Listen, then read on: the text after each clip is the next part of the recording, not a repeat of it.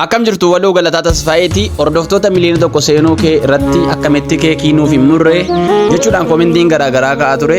Maarree anis egaa har'a hoteelli Naafileet nu biratti kan keekii kee muratte miliyoona tokko seenuu kee kabajattu naan jedhani anis kunoo gara sana seenuudhaan hoteela daraan miidhagaa ta'e keessatti akkuma argaa jirtan kana hiriyoonni koo bakka garaagaraatiin na biratti argamuudhaan akkuma argitan haala ho'aa fi namatti toluun kan isaan na simataa jiranii.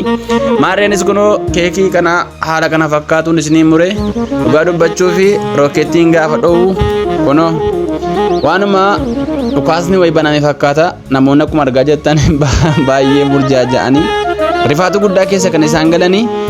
Egaa dhugaa dubbachuu fi hiriyoottan koo sagantaa kanarratti argamuudhaan na bira dhaabbattan yaadaan kallattii garaagaraatiin akkuma argaa jirtan kennaa garaagaraa naaf laachuudhaan illee si waliin jirraa jabaadhuunaan jechuudhaan dhugaa dubbachuuf wanti adda isa godhu sagantaa kana afaan Oromoo qofaan walaleessinee afaan Oromoo qofaan hojjennee kontentii gosa tokko walaloo qofa hojjedhee hordoftoota miliyoona tokko seenuu koo keessatti dadhabbiin keessan illee isa jalqabaaf isa guddaati. Kanaaf baay'ee galatoomaa isinin jedha, baay'ee isin jaalladha.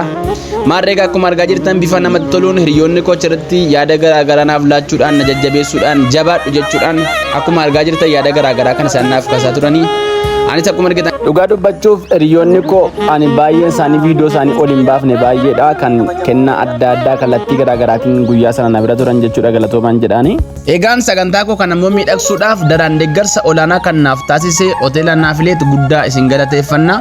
Hoteelli Naafileet bakki argamasaa asuma magaalaa Adaamaa naannoo Wanjii Mazooraa jedhamuun beekamurraa meetira 50 qofa keessa seenuudhaan kan isin argattanii bakka bashannanaa daraan hawwataa qilleensa namatti tolu kan namaaf laatu hoteela Naafileet qulqullina olaanaa kan qabudha. Kottaa keessatti bashannanaa isiniin jenna. Hoteela Naafileet guddaa isin galateeffanna. Irra deebiin congratulations to me.